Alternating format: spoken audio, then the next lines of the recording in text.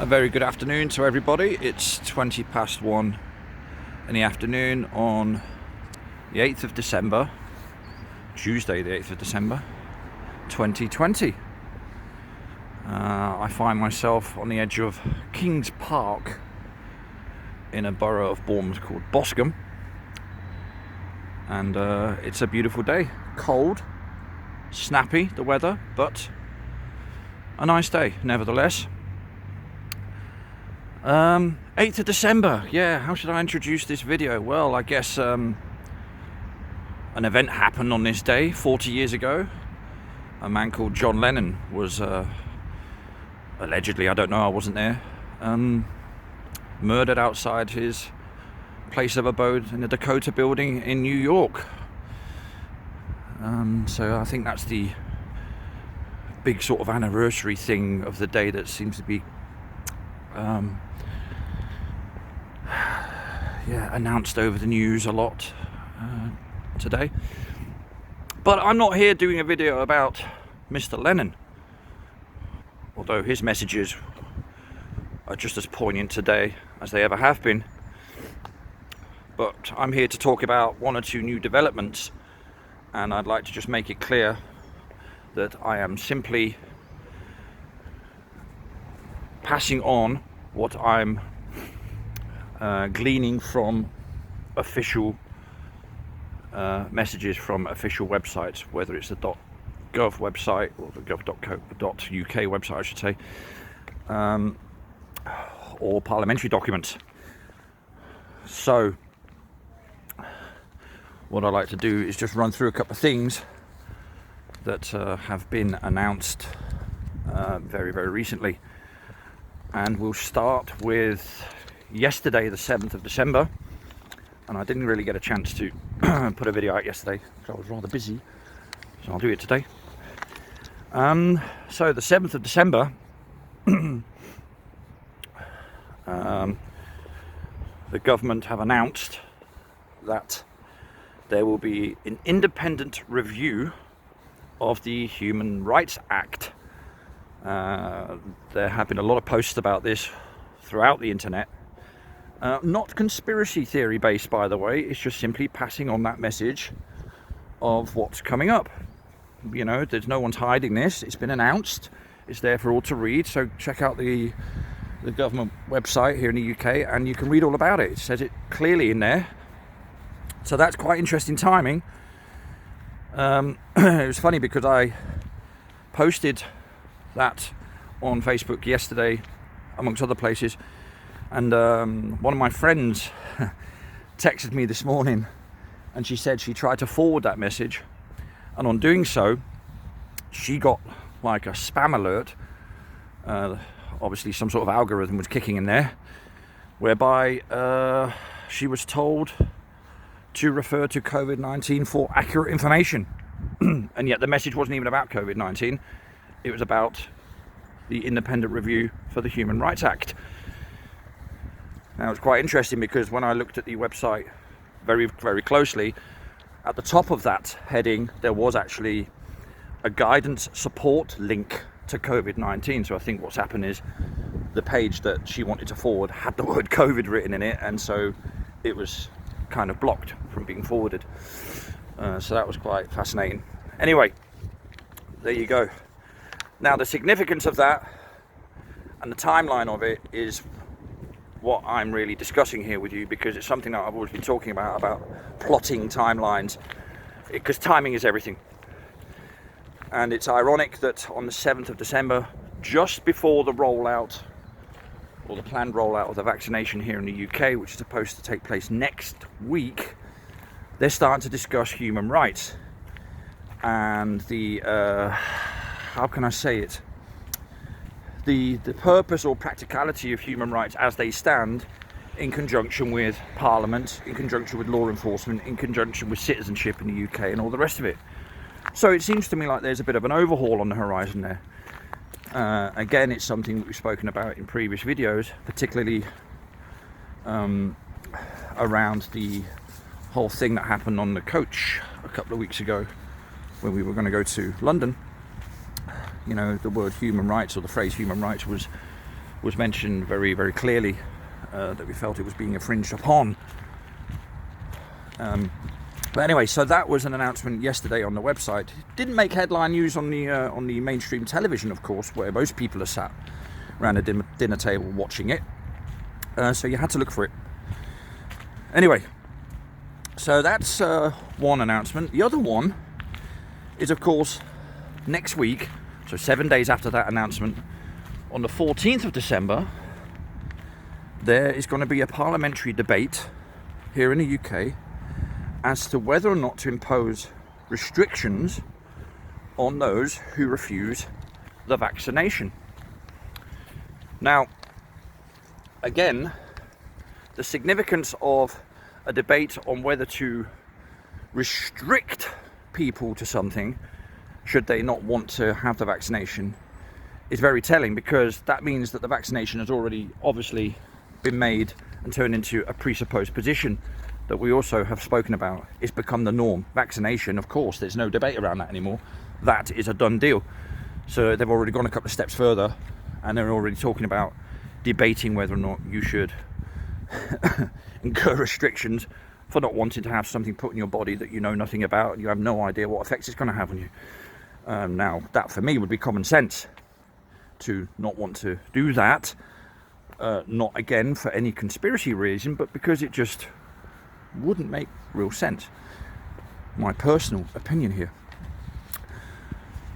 So that was something going around now as well, and if I can, I will go down to that venue next Monday and see what all the fuss is about. Now, I understand that it's a theatre piece being played out, because I truly believe that whatever's been decided has been decided upon long, long ago.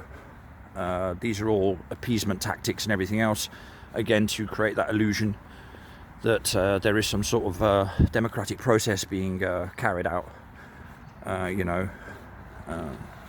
keeping people blinded by the idea that we live in a democracy per se, which of course,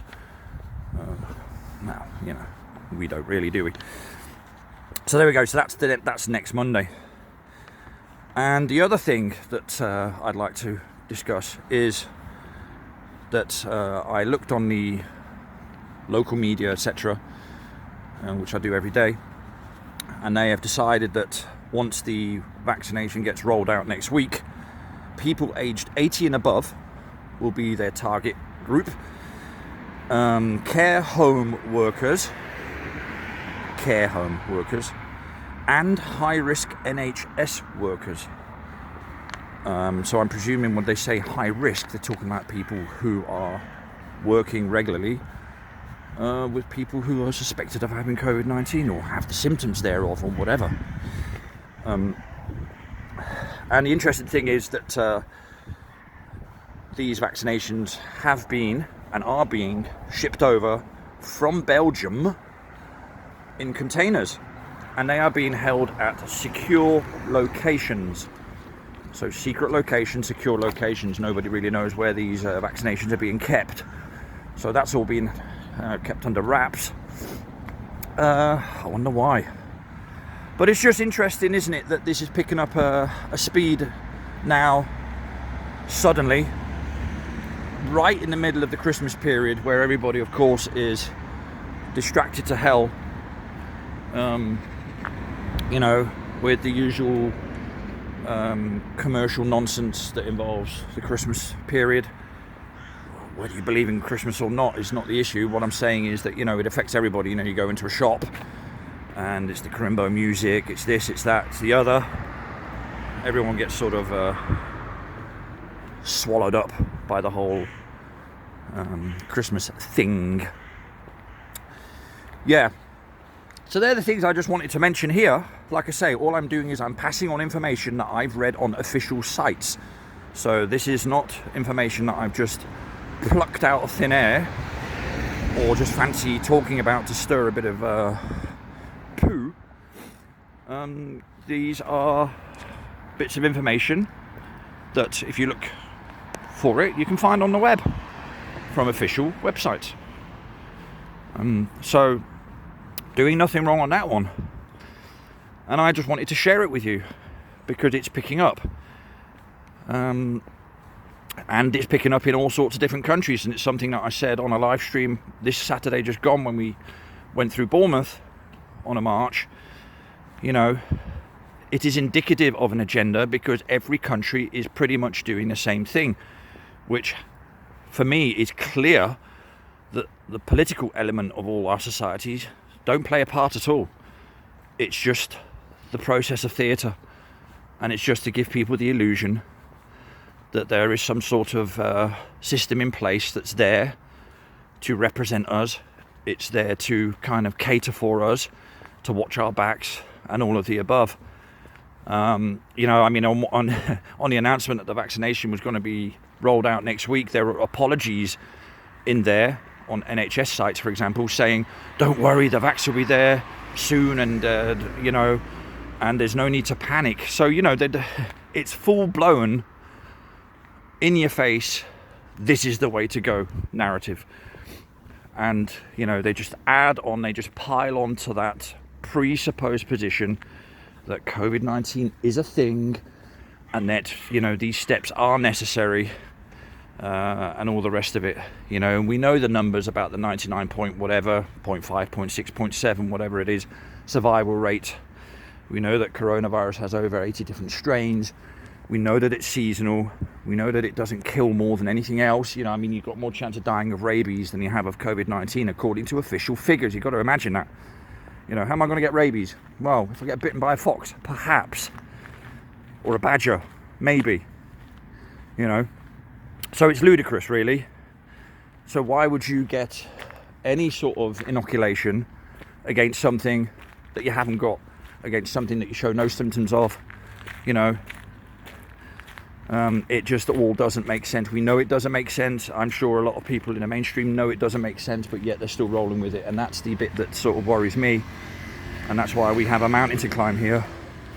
But anyway, you know, I digress.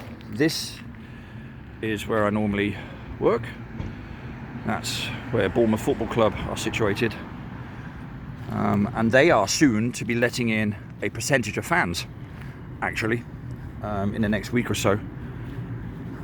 So there's going to be a test run at a football game coming up in the next few days here. And so I will see whether I'll be working or I'll be involved in that process or not. We will see, because that's normally the building there where I actually work on a match day. That glass facade there, that's the main entrance, the main reception area, the hospitality bit. Yeah, and there's the shop on the corner there, just above that car there, with the red panelling, and the training complex in the background there where all those trees are. Anyway, and over there, let's get really English about it, is the cricket pavilion. Look at that, eh? Remnants of empire. So on that note, I just wanted to quickly put that out there. Like I say, don't kill the messenger. All I'm doing is just passing on information that's free for everybody to access online, and I'm just saying it so it just speeds up the process should people be stuck a little bit on what's going on at the moment in terms of officialdom. Well, I've just kind of informed you a little bit, and then you can go and check it out yourself. You can go onto BBC websites and all that sort of stuff for all that official information, I have to say, and state clearly. So on that note, I will bid you farewell. Enjoy the rest of your day, to everybody who will watch this video, and we'll speak to you all soon. And if there's any more updates to be had or to be announced, then I shall endeavour to get them to you as soon as I can. Okay, thank you very much for watching and listening in and supporting my channel, and until then, adios.